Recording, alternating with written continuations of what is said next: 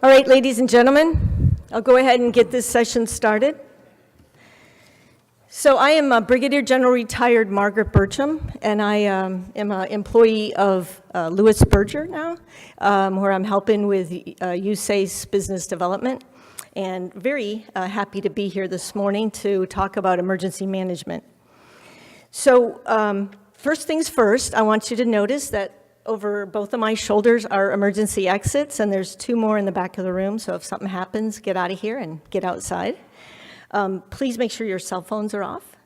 Don't forget you can receive one professional development hour for this class. And what our subject is USACE opportunities in emergency management. And this is sponsored by the South Pacific Division. Besides just giving opportunities today, the division has put together a really super educational type briefing so that if you aren't so familiar with emergency management, they're going to explain that basic framework to you. Also, Colonel McFadden has brought his entire staff that deals with emergency management up front, so they'll also be here to help answer any questions that you might have, or you can at least see who the proper points of contact are to reach to later. I also want to explain, we had intended to have a FEMA representative here, and unfortunately he was called away on a family emergency, and so isn't able to be here, and because there's so much going on right now, FEMA was not able to provide somebody else at the last minute. So what we're going to do instead is after we've covered the normal opportunities portion of this session, we're going to do a deliberate transition over to a panel that we've put together that's going to talk about lessons learned. Three people who have been intimately involved with disasters over the last 2 years are going to teach us and share some of the experience that they learned in an informal manner and take your questions. So I think it'll be valuable to a lot of you that are in the audience.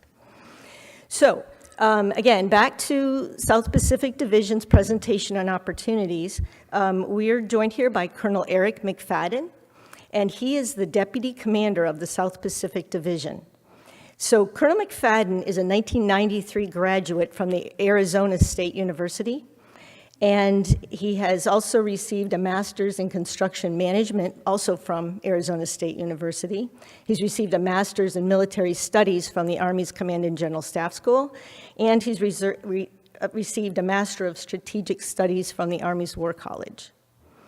So throughout Colonel McFadden's 25 years, he's served as an Army engineer officer, and he's served in Kosovo, Afghanistan, Iraq, and several CONUS locations, as well as numerous short trips to other places around the world. He's had a really nice balance of combat engineering experience interspersed with USACE experience. Some of the highlights include he led the Baltimore District's Forward Engineer Support Team in supporting construction services in Afghanistan. He was the Deputy Commander of the Baltimore District. He was the Brigade Engineer in OIF, where he integrated essential services throughout Baghdad for M&D North. And he was a troop commander and later a squadron commander in the Army's Asymmetric Warfare Group. Since 2014, so that's more than 4 years, he has been the deputy commander for the South Pacific Division, and that means he has a lot of experience and knows what he's talking about. No, I'm serious, he does. And among the many roles that the deputy commander has, he supervises the emergency operations function. And as part of that role, he found himself leading the independent assessment team for the USACE support to emergency response for Hurricane Maria, where he really got to delve into the analysis of the actions and lessons learned from another division's work. And then he also led the Recovery Field Office for a 3-month period for USACE's support in response to the California wildfire disasters. And this was in support of California and FEMA. And I'm going to let he'll tell you a bit more about that experience. And also know about Colonel McFadden that he has a daughter who's a senior in high school right now, and he's going to go meet up with her tonight to go college hunting this weekend. So he's going to do a really good brief this morning and then get off to his family. So with that, I'll turn it over to Colonel McFadden.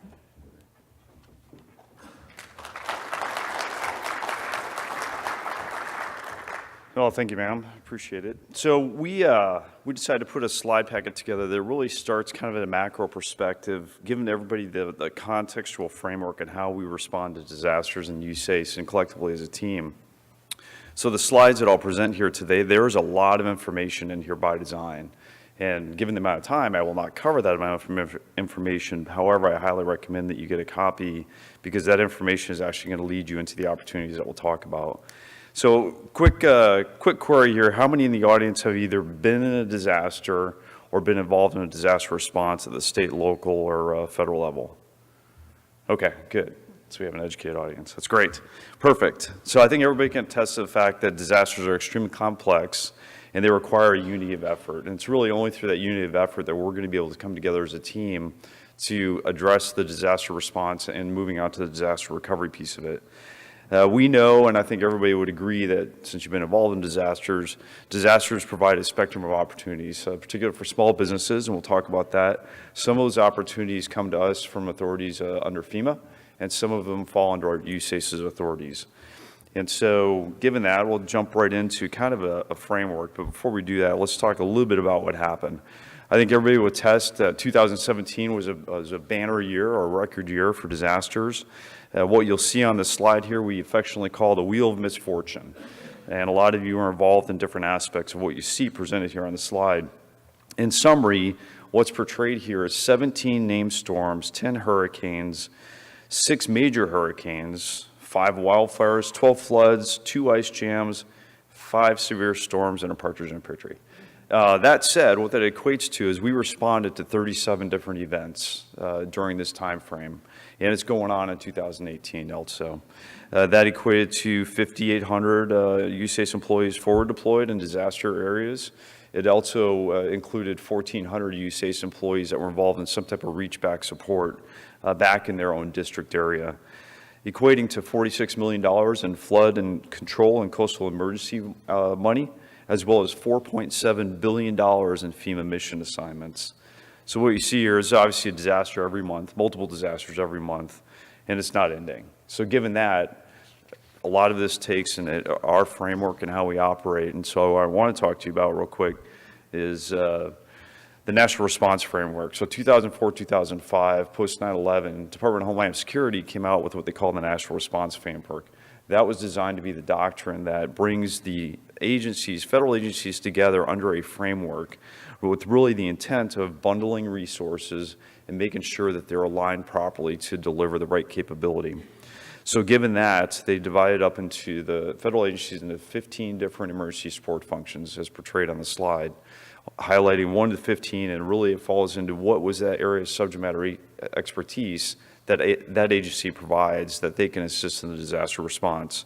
Highlighted in red in the ESF 3 is the Public Works and Engineering, which is where USACE provides its main effort support. And a lot of the mission assignments that I'll talk about today fall under that category. Other things that you'll see on the slide here with identified by the red castle are areas where the Army Corps of Engineers actually is a supporting effort to those emergency support functions. So how does all this happen? We know that all incidents start local and they end local. So given that, in order for us to apply mission assignments to any federal agency and to bring on the Army Corps of Engineers, first the local government and the state government have to exhaust all capability and resources in their response efforts. Once that happens and the President declares a federal declaration of emergency, FEMA then allocates mission assignments. And a mission assignment is the allocation of resources coupled with a mission to a certain emergency support function. And so we'll talk a little bit in depth about things such as debris management, temporary roofing, and emergency power. So given that, how do we get the right capability to the right location at the right time? And I will tell you, it's through you. It's through the small businesses and the contractors that are working really at the tip of the spear. coupled with our technical expertise that allows us to fall underneath a framework in order to provide the disaster response effort. We have two major categories that it falls under. We have the ACI, which is the Advanced Contracting Initiative. Those contracts have a 5-year period of performance, and they fall under our major mission assignments and debris management, temporary emergency power, and temporary roofing. Also, we have underneath our own authorities things such as, which means that we will receive a mission assignment by FEMA, but we don't have a pre-designated SATOC, for example, to address these mission assignments. Some of that might be temporary housing. That could be some of what FEMA would do. We may do the haul and install on the temporary housing. Also, some of the non-standard missions that we've seen recently, such as the unwatering of the New York City subways, as well as things starting as restored power grid in Puerto Rico. Other things that we'll talk about that fall under our authorities, under USACE authorities, are things such as levee repairs, flood fight materials, and really our actions before, during, and after a flood fight. I do want to highlight and just reiterate these ACI contracts. While they're major contracts, there is 70% of those ACI contracts are supposed to be allocated to subcontractors. So there's a huge opportunity there, and right now we are in a window of recompete and solicitation as well as awarding of these contracts over this next year. All right, jumping right in, temporary emergency power. So those of you who are involved in Puerto Rico can attest that temporary emergency power, we'll hear a little bit more about it later, turned out to be a very large effort. And so given that, what is temporary power? Bottom line is you're delivering temporary emergency power to critical facilities that have identified by state and FEMA. And so what that means is when it comes to the allocation of where exactly will this temporary power go, it's going to be a decision that's made at the local level to FEMA, and then FEMA will direct us on where it goes. And some of the services it provides is haul and install, fuel service, as well as repair and uninstall or removal. I do want to highlight what you see in the upper right-hand corner is just kind of a graphical representation of the 10 FEMA regions, and our ACI contracts are aligned by FEMA region. That gives each one of those FEMA regions a capability to be able to provide the right capability to address their disaster in their region at that given time. The points of contact are listed in the lower left-hand corner. It's Pittsburgh District as our point of contact for this ACI contract. On the temporary roofing side of the house, so pretty straightforward. It's a temporary repair to damaged roofs, and the eligibility determination occurs at the state to FEMA, then to us. And it's commonly referred to as blue roofs. So you see tarps on roofs, so obviously they're blue, therefore blue roofs. And really that is predominantly a subcontractor effort, or I'm sorry, a small business effort. But again, 30% of that ACI contract is to a prime, 70% is to subs. And just to kind of give you an example of what that means, for our Northern California debris management in response to the wildfires, we had over 500 subcontractors working across 4 different counties. And so that is a pretty monumental effort, and it required a significant amount of small businesses that were involved in that effort. Points of contact for this contract are Omaha District. And again, slides are there for your reference. It also highlights what are some of the current contracts that are being utilized right now in response to the Blue Roof mission. All right, debris management. I think we would attest that sometimes debris management can be the most complex mission assignment that we could receive, and partially receives just really what that means is we're either pushing debris out of a right-of-way, or in some cases we're actually doing private property debris removal, which I would attest is probably one of the most complex operations because you are dealing with private property and you are dealing with property owners. So given that, what does that include? It includes some of the vegetative debris removal, it includes household waste, and has, in some cases, HTRW. And in all the cases, it's the removal of any threats to the public health and safety within that area. So that said, I do want to highlight here, the slide's a little bit different. On the right-hand side, it highlights the different locations, and then the lower right, it highlights 3 different categories of contracts by division, and those fall into 3 different categories. The first, the U, is unrestricted ACI with a $240 million capacity, and you'll see highlighted there is which prime contractor has received that award. And then B is the reach-back contractor. So basically what you have is if we already have the prime out there, and we know there's additional capability required in our particular area in a disaster response, we'll pull forward the reach-back contractor. And then also the restricted ACI, that is a strictly 100% small business opportunity. And in each one of our divisions, we have an opportunity. Each one of those are $58 million capacity.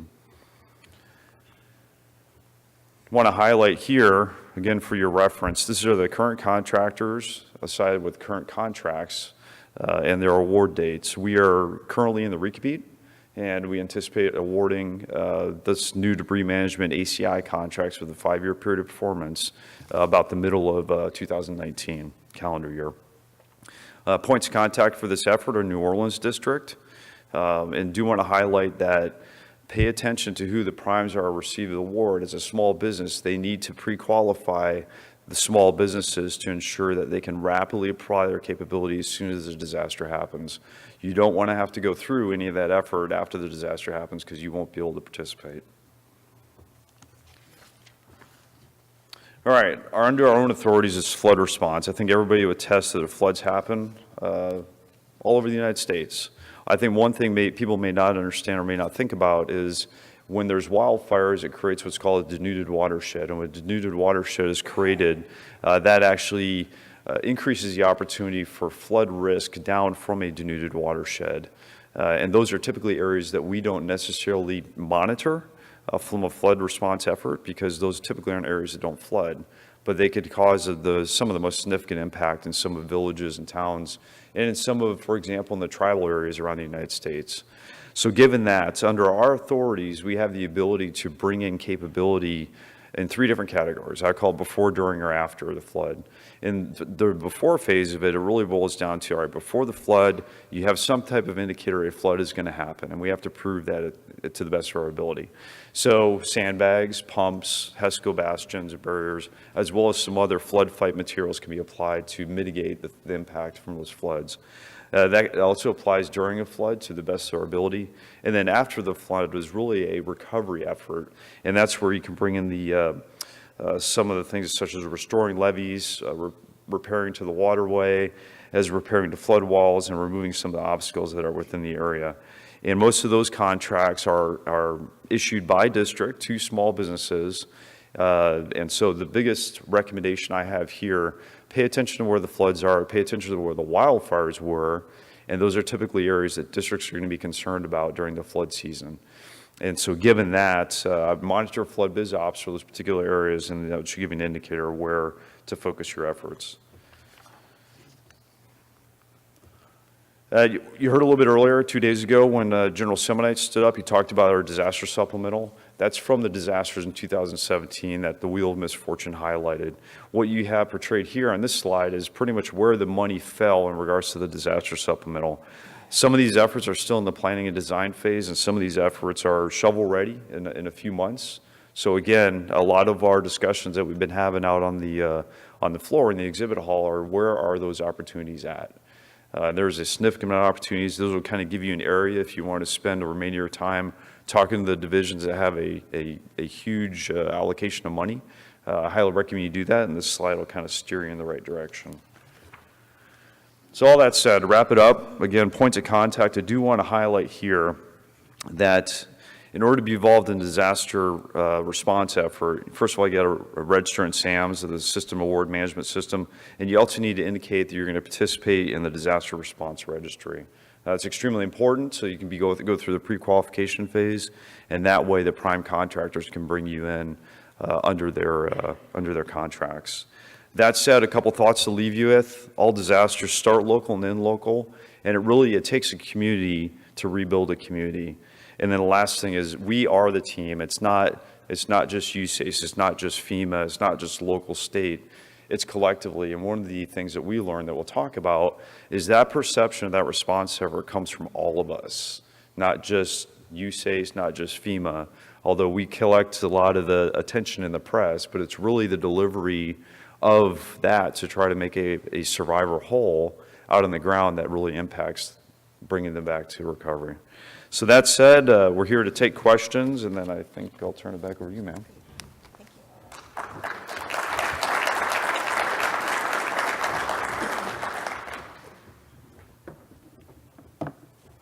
So with that presentation, I'd like to open it up specifically to questions about what was just presented by Colonel McFadden, about any kind of questions you've got about opportunities. And there's a microphone, so please use that. Hi, my name is Andrea Galvan. I'm from Ashburn, and I was wondering, you mentioned that you plan on awarding the next procurement in 2019. When do you plan on issuing it? I will default to the contracting experts here in the front row. Within the next quarter. Okay, Within the next quarter. thank you.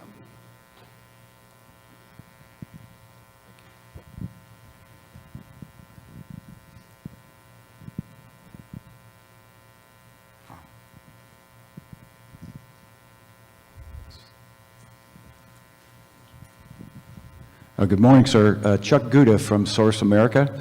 Our mission is to find employment opportunities for people with significant disabilities. We have sandbags that are actually on the procurement list, and I don't know if you're aware of that or not, but I would just like to offer that to you as a solution, that those sandbags are already there and available and could possibly help some of the challenges that you all have. Absolutely, and I highly recommend you contact Rock Island District. They're our floodfight materials center of expertise. Perfect. Yes, sir. Thank you. Yeah, they will stockpile.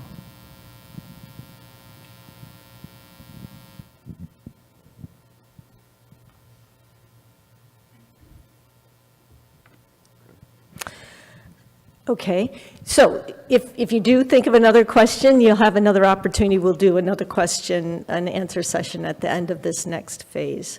So what I'm going to go do now, we have another half hour remaining, and I'm going to transition into this lesson learned phase that I spoke about earlier. So I'm going to ask General Holland and Mr. Steve Hill to come join me upstage.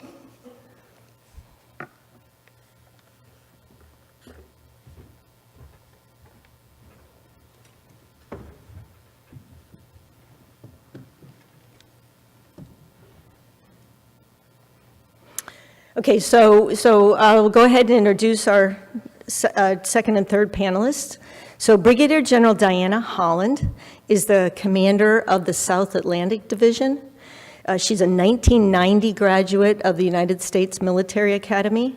She also received a master's from Duke University and a Master of Military Arts and Science from the Army's Command and General Staff School, as well as she was a graduate of the School of Advanced Military Studies, otherwise known as SAMS. She has had a highly distinguished 28-year career as an Army engineer officer, serving in Afghanistan and Iraq and throughout CONUS. A couple of the highlights of this career include command of the 92nd Engineer Battalion, that's a combat-heavy construction organization, and she led that unit in Afghanistan and led Task Force Diamond there. She also commanded the 130th Engineer Brigade, combat, and Task Force Sapper, so she took that brigade to Afghanistan. She was the Deputy Commanding General for support of the 10th Mountain Division, and also took that job with her to Afghanistan, where she was served in Operation Freedom Sentinel. And she was a commandant of cadets at the United States Military Academy directly before her current tour. Since July of 2017, General Holland has commanded South Atlantic Division, providing engineer and construction services to our nation, especially in the Southeast and the Caribbean and Central and South America, with an annual program of many billions of dollars. What's the latest count? Something like 5 or 6 billion. And she has led, most significant to today's discussion, the enormously complex Corps of Engineers response in support of FEMA for 5 hurricanes. And that's just since July of 17. Irma, Maria, Florence, Michael, and Nate. In that 13 months, 5 hurricanes, two FEMA regions, 7 governors, 5 states, 2 territories, 4 islands, and millions of people that were negatively impacted by these disasters. She has been really consumed, and I think we can almost call her the queen of disaster response. And she's a bit chagrined by that, but what it means is she's got a heck of a lot of experience, and we've got a lot to learn from her. I'll also add, though, that she's the proud mom of 2 grown kids and 4 grandchildren, and 2 Yorkies that are still at home. And also, we have Colonel Retired Steve Hill, my 1982 classmate from United States Military Academy. Steve also has a Master of Engineering from Purdue University and a Master in Strategic Studies from the Army's War College. Steve had a wonderful, distinguished 30-year Army career as an Army engineer officer, serving in Germany and Japan and Iraq and CONUS. He was a senior engineer trainer at the National Training Center, California. He commanded the 317th Engineer Battalion and the Pittsburgh District and the Gulf Region South District in Iraq. He culminated his career as the Chief of Staff of the Corps of Engineers.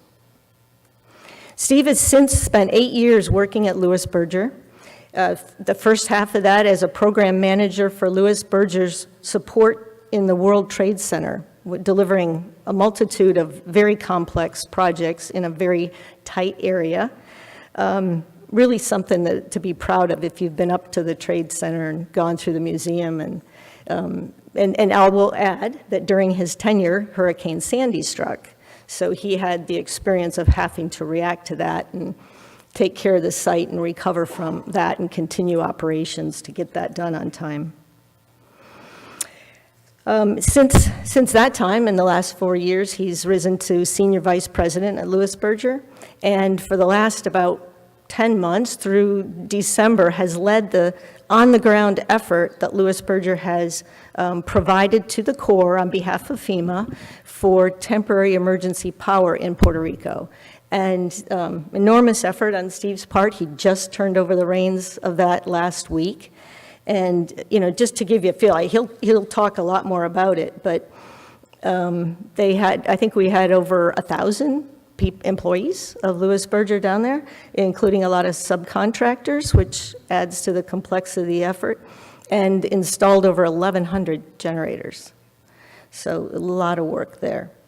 And Steve, you know, he got started early in the emergency response, really appreciates what it means to be a victim. When he was 12, Hurricane Agnes hit upstate New York, and his house was nearly taken out. Made a big impression on a young kid, and he's learned from that and given back a lot. So to get to these lessons learned, I just want to point out that one of the things that the group really wants to bring out to everybody is the fact that emergency management missions are unique from the other missions that the Corps accomplishes.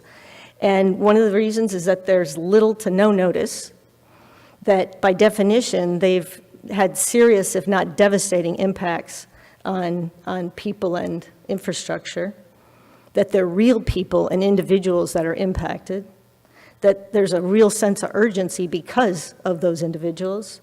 There's a lot of high visibility to this, but on the other hand, it's very satisfying work because people get to see the results of their efforts. For the benefit of the panel, I know I see a lot of USACE in the audience, and that's great to have that support, but how many of you are from private industry? Raise your hands. Great, lots of you. And of you, how many are small businesses? Oh, a lot of you, great.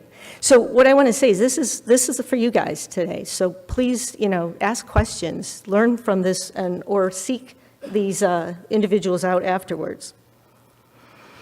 With that, I am going to go to General Holland and ask her to just kind of give, she's thought of some things she wants to share with you, and so let's start there. Is this mic on? No. Okay, how do we do that? Al, do you know how to do that? Yeah. Testing. There we go. I know you can do it. Thank you. Thank you, sir. Okay, good morning. As General Burcham said, I'm the commander of one of 9 USACE divisions. Our area is the southeastern United States and including the Caribbean islands. Seeing how many people raised their hand when we asked when Eric asked how many of you have been involved in emergency management or emergency operations, a lot of hands went up. So I think there's already a lot of requisite knowledge in the room. So hopefully I won't just be repeating things you might already know, but look forward to the conversation about what we in our region have been through the last 13 months. I'll also highlight that it's not just our region, you know, a response to a major storm is a family affair, is a USACE enterprise affair, together partnered with our contractors. So it's a very large effort and a lot of credit to the entire family that does that. I'm going to state the obvious. Every storm, it was different. Each brought different challenges, and each required a combination of tools, unknown until the moment that they were required. That's just the nature of the business. I do want to highlight one other leader in the room, and that's Colonel Drew Kelly, who's the commander of the Jacksonville district. All of our commanders this year have had the privilege of responding to a hurricane in our region. All 5 districts have responded in some way. In the case of Jacksonville, though, they've actually established a recovery field office, the 4th in the South Atlantic Division in 13 months. So he is somebody that is currently in the fight, executing a number of FEMA mission assignments. So to get a current perspective of what's going on in the Panhandle, Drew Kelly and his team are good to talk to. But anyway, so every storm is different. And my role in this forum, because we have a number of experts in contracting and other things, but my role is to, as the person who is the face of USACE in these 5 hurricanes, just convey what that perspective is like and what our suggestions are to anybody who will be on our team, and that we answer for not just the USACE performance, but our USACE performance is very dependent upon the contractors that we team up with. So specifically to the FEMA missions, which is mostly what you would be interested in, just a few observations. I think until recently, the federal response in a hurricane is the last resort, only pulled out when the state absolutely can't provide that support or can't execute a certain response, sort of the gap filler. And when I was new to the job, what I was briefed was, we're the first of the second responders. And so that was kind of the paradigm, I would say, my paradigm anyway, coming into my command experience. But as it turns out, that's not always true. In 2017, it was abundantly clear that something was changing, where we found ourselves, the federal government, and particularly USACE, found itself as the first responder, and in some missions, the only responder, and that the state or territory, in this case territories, were filling the gaps and reinforcing the federal government. That's important to recognize, because, you know, what does that mean? That means that we got to be even faster and more responsive and more flexible than maybe we've been prepared to be in the past. We've also found ourselves doing non-standard missions, such as maintenance, operations and maintenance on non-federal generators in Puerto Rico, that there were just so many generators in place to keep the lights on or to keep the air conditioners running. They're so dependent on point-to-point power generation that FEMA needed the capability to bring in somebody that could go out and maintain those and keep them running, because until we could get the power grid going. Meanwhile, though, in addition to having to be faster and be first on the ground and much more responsive, and therefore the folks that we bring on the team, our contractors, have to do that as well. We still have to retain our values. You know, of course, we're the United States Army Corps of Engineers we represent the Corps and we represent the United States Army, and so we're very forthright in those values and what they represent.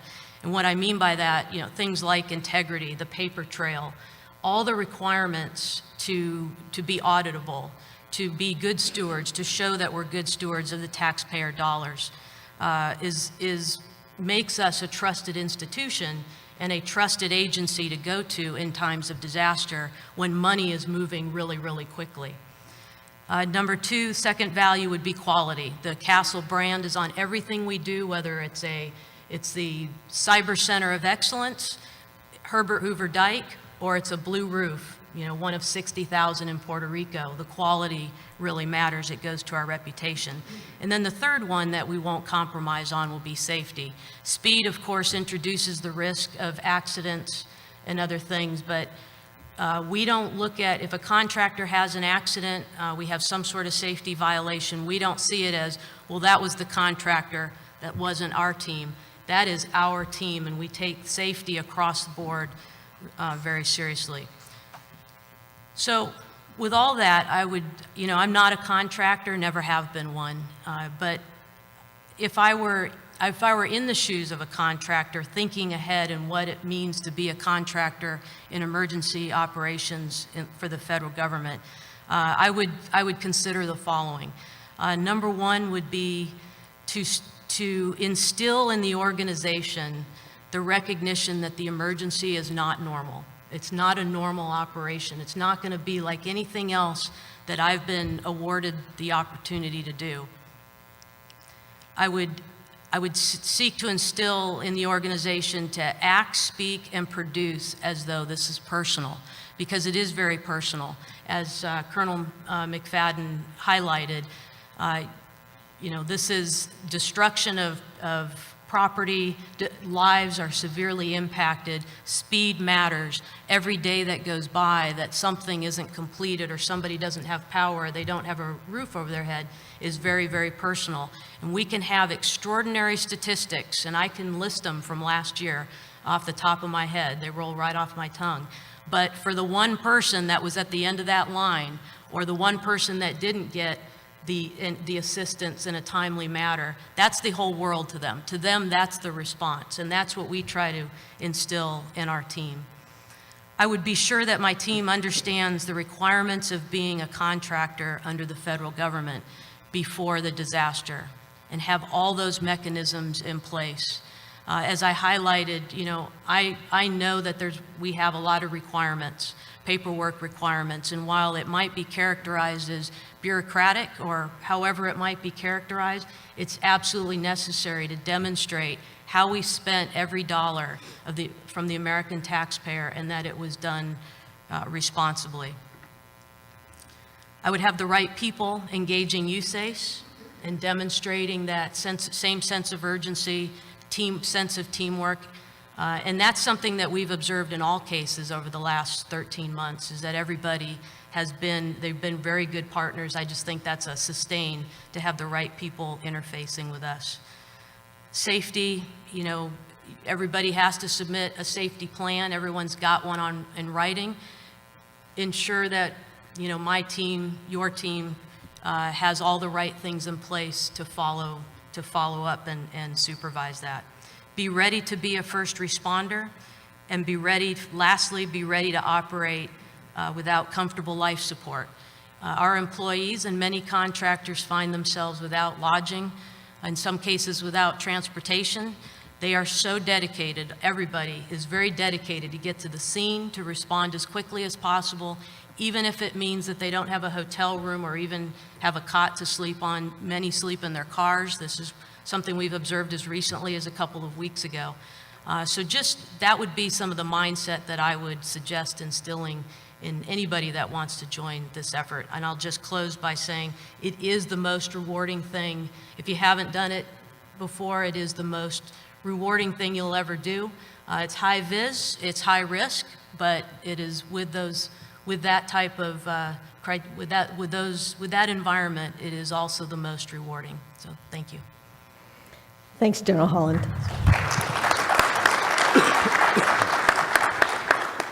Now I'll go over to Mr. Hill. Thanks, Margaret. Great to be here to share a couple perspectives from a current ACI contract holder. But I'll give you the caveat right up front. I don't look at myself as a contractor.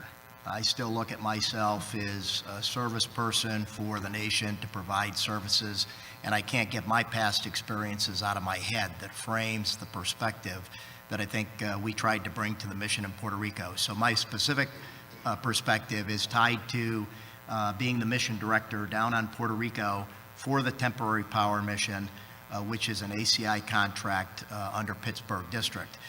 And then also, it's ironic, I think, to be here in New Orleans, because that's really where I spent a large part of my time doing response in support of the people here in New Orleans and the region after Katrina.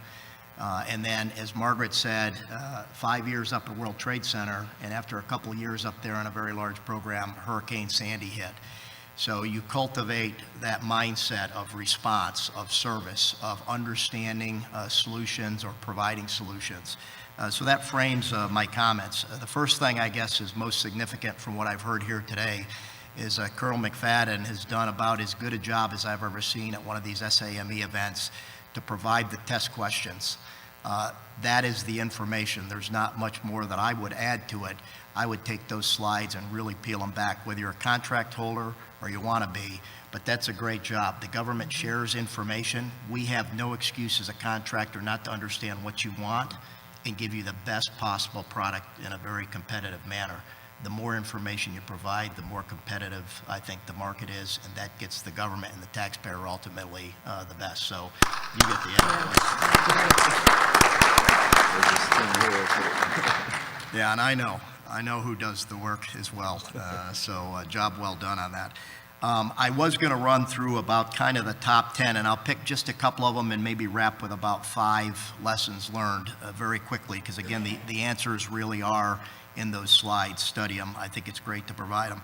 Review and understand the locations of the ACI contracts, or whatever vehicles they are, and they're there. It's not just ACI. What are the other ones? And it's really doing your own mission analysis. If you're talking roof, power, or debris, those are the big ones. Those are the ones that everybody talks about. But what else is out there? What is there other than the ACI contracts? State, local, federal. How do you find where people might have needs? And I think that's a much broader market than what we're just talking about here. So obviously, I think everyone's looking at that. Determine where you can support. And a lot of the support is provide regionally. Where can you operate? Can you operate in Puerto Rico? You've got to apply your capabilities to the region, knowing that some regions may require a different set of subcontractors.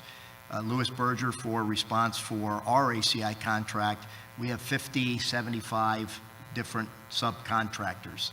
The majority of the mission was delivered by subcontractors for Lewis Berger, for the Corps, and FEMA down in Puerto Rico, to include a large number of local Puerto Rican teammates and partners that we brought in to augment the staff. So how do you think local? How do you augment your staff and consider doing that regionally?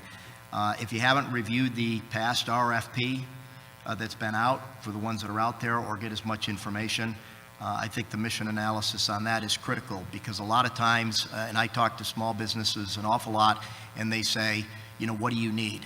And I said, well, have you looked at what's in the RFP? Do you understand what the contract requires? Always a good place to go and hit. Review your internal systems. I would say probably, and it'll be one of my lessons learned, a lot of times you go into an emergency response and you figure if it gets big, you put the systems in place then. Absolutely not true. Army learned for years, DOD learns for years, you train as you fight as you train, and this is a training type emergency response scenario where you need to go ready. You can't go ahead and do it when you get there. If you're looking for work, and my guess is that everybody that's in here, you have an interest because you already are participating someplace. Maybe there's a few that are not, but do you have a teaming agreement?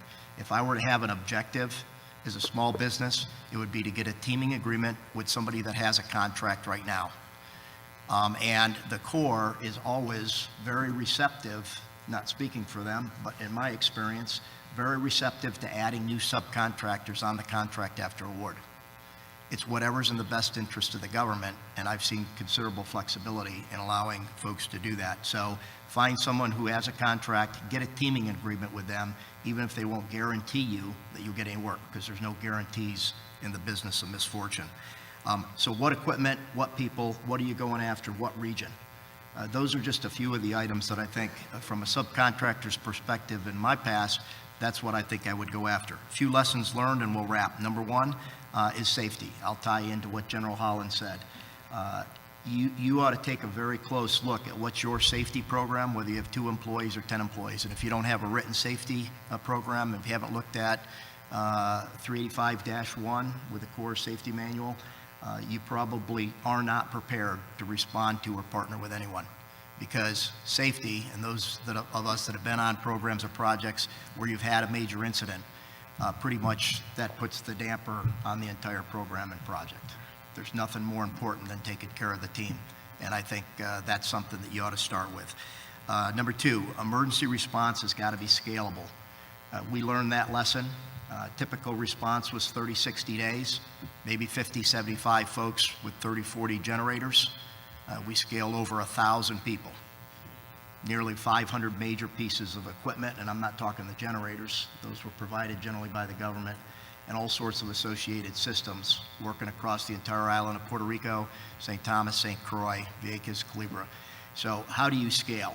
Think it through. That was really a very critical aspect. And it ties to the second point. You may have a contract, but what's the relationship you have with the prime, your partner subs, the Corps of Engineers, or whoever the client and customer is? You don't go into emergency response for the first time where you haven't done a tabletop, you haven't done some training, you haven't somehow prepped. And ironically enough, the Corps had training exercises in Puerto Rico out of Fort Buchanan a year prior to Puerto Rico hitting, Maria hitting. Never expected that. Somebody was brilliant in their analysis to take a look and say, as we move regionally on how they ace that, that had an incredible impact. And our headquarters ended up being at Fort Buchanan in the same location that the training was done. And a good part of the team was already well versed in that mission. And that cost money to do that training. How do you go ahead and work that with the partners? How do you work that with the Corps? Next is processes and systems in place. Again, big lesson learned. If you don't have a payroll system as a subcontractor or as a prime, it's too late once you get down there, and the consequences are very significant. And I'm speaking from past experience. Find a way to sustain a team in the years when you have limited misfortune. For our ACI contract, there were a couple events, but I think, and maybe I'm embellishing a little bit, I think the biggest struggle that we had was how do you maintain a force for emergency response, for DOD, for anything, in a down year? Who pays the bill for that? Because if you don't maintain some staff when the storm hits, what do? Call them off the street? Most folks that work for private companies, commercial companies, have all of their people working. I mean, except for like maybe me, I really had no real job, and therefore I went down to Puerto Rico. But it's tough. Where do you get the staff? So how do you maintain that force? And then the last item here would be commitment from your firm. How do you do that? If you go into this, are they going to back you up? Because it requires 110% of the company's resources to be successful when you scale up to something that might be a little bit bigger than you initially thought. So I think the overall goal is, for small businesses, I think for all of us, is develop local and state teams that have plans, resources, and training. And while you don't want an event to occur in that area, if it does, that's where you'll be ready to go and you can pull together your team. My favorite saying, luck is where preparation meets opportunity. You've got to be prepared if you want to be lucky, and we've got to be prepared to address the nation's needs in areas where we don't really know, although there appears to be some increasing predictability that wherever General Holland goes, the storm will follow. Thanks, Steve. Thanks very much, Steve. Let's give him a round.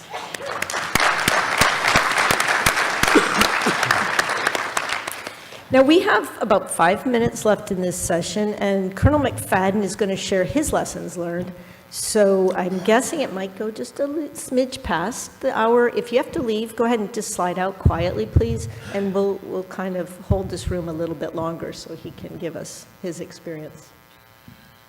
Okay, definitely nowhere near as experiences sitting on the table here with me, but some of the thoughts. So two other commanders sitting here in front were also intimately involved in the Northern California debris wildfire, Colonel David Ray and Lieutenant Colonel Travis Rayfield, to help stand up a wildfire. And what we would, I think, attest is one of the most complicated and complex operations that we undertook. because of the sensitivity of not only the public, but helping to make survivors get back to what they had lost as quickly as possible. And the pressure that was placed upon the state, very high expectations and high demands of us as a collective team to deliver in a very short period of time, was rather a monumental task.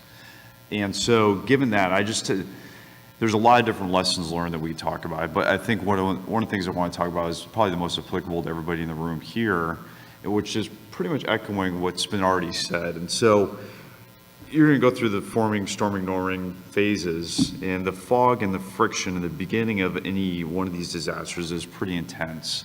So being able to get organized as quickly as possible is so critical. And so given that, I think, how do you come to the disaster with your A game? And it's what Steve had talked about earlier, is everything you're doing right now to prepare. You can't prepare once you get there. You can't design this stuff once you get there. You can't figure this stuff out once you get there. You're expected to execute very quickly. And I think, which moves to my next point, my next lesson learned is we collectively can never lose sight that the end of our effort is a survivor or a family that possibly left their house with their clothes on their back. And that's it.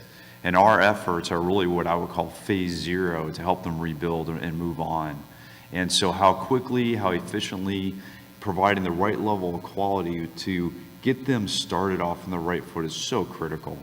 And then the last thing I would really say, just kind of summarize it, their perception as kind of magnified by the media is our reality. So when you look at some of the challenges, if you're moving debris and there's allegations of trucks that are overweight, or there are indications of less than quality, and a lot of it is the difference between what was the expectation of the survivor, what were they told by local, state, or federal officials about what the expectation is, and what is actually being provided. And sometimes their perception is that there is a gap. Hey, that's not what you told us, this is what you told us, and this is what we receive. And then that's, I think, where the media catches up with us and really takes a significant amount of effort that we put into us and turns it on its head.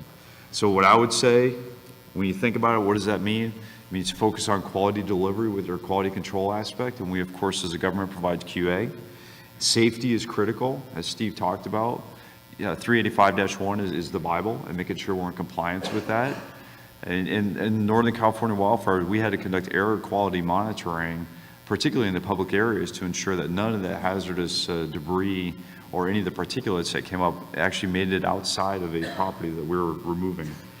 And then also think through, and I really like the idea of the tabletop exercise, what are the most efficient means and methods possible for you to deliver the highest quality in the quickest amount of time?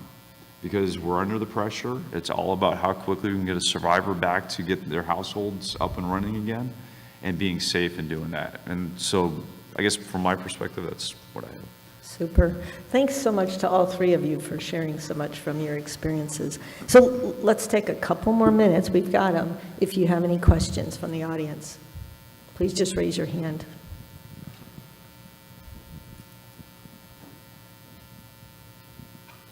Sir.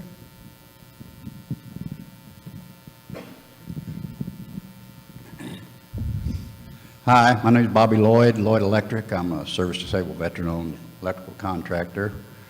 Recently back from Puerto Rico, had 300 linemen working down there for 4 months, 12 hours a day, 7 days a week. No lost time injuries, General. So I'm proud of that. 2 or 3 things I wanted to talk about. I'm going to ramble a little bit. I hope it doesn't bother you, but this hurricane was my 6th Caribbean hurricane to respond to in the last 27 years, going all the way back to Gilbert with USAID and Jamaica and FEMA. So I've worked the Caribbean for 27 years. I know these storms down there, pretty well. And a few observations. One, I'd go back to as he was speaking about, as Steve was talking about the paperwork and about, he mentioned payroll, but he didn't mention the word certified payroll. He said accounting system. When you're working for the Corps of Engineers, you need to have a really good, strong, certified payroll system to back up your payroll. If you don't, you're going to have a big problem. This last one, I know there's several of the contractors that are struggling to get their invoices paid because they didn't do the paperwork properly on their certified payrolls. So that'd be something I would encourage people to think about. The question I wanted to ask, though, over the years, to get more rapid response, has there been a thought, in the United States, the power companies all have reciprocal agreements with each other. If Florida gets hit, Alabama, Georgia, everyone else comes to Florida. If Georgia gets hit, Florida comes and helps them. But have you thought about some kind of a contract vehicle where you can identify qualified contractors to respond to emergencies like this from the power line side, and have some kind of a contract vehicle where you've already got them identified ahead of time, where then you could do some sort of a task order or something in order to accelerate the contract and not have the identified contractors already in line so that you could respond quicker than having to go out with a solicitation? General Holland will take that one. Yeah, and I'm definitely familiar with the agreements, the pre-established agreements and relationships between different power companies that agree to train before a storm, train together, do exercises together, and pre-position themselves before a hurricane makes landfall. Puerto Rico did have such agreements with states. Be too long to go into all the where and why fors of why that was never implemented. USACE, I'll just speak for USACE. The chief and all of us are thinking about, if we believe that this is something that we're going to do again, that we're going to lead the federal part of the restoration of a power grid in the future, how do we position ourselves to do that, be ready to do something like that? Because we formed a task force, built an acquisition strategy, purchased $400 million worth of electrical. All of this was ongoing all at the same time, and trying to bring all of our partners on board to help us out. So, we're definitely looking hard at that. It's an investment. If it's something, if FEMA, and it's partly up to FEMA's, we're waiting to see what FEMA's inclination is. It's a huge investment on our part to be prepared for something like that as a standard mission set. If we think we're going to do that again, or FEMA indicates that we will definitely posture ourselves and our partners better to respond in the future. Did that answer your question, sir? And I'm sorry, where are you from? What company are you with? Okay. Well, thank you for your effort in Puerto Rico. Other questions?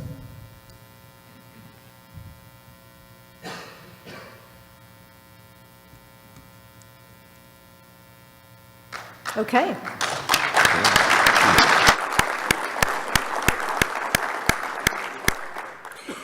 I want to thank all of you for your attention. I would mention before we finish up that it was earlier mentioned about the tabletop exercises. SAME sponsors a tabletop exercise that's held during the Joint Engineer Training Conference in May each year. I know the person that sets those up. It's a year-long process, but I would encourage you to get involved in those. You can be involved by being a participant, or you can attend the session at the least, and that's going to connect you with a lot of people that are working in this space. Would behoove you to network there. If you're interested in getting involved, leave your business card with me, and we'll have somebody get in touch with you on how you can do that. Thanks, and enjoy the rest of your conference, and travel home safely.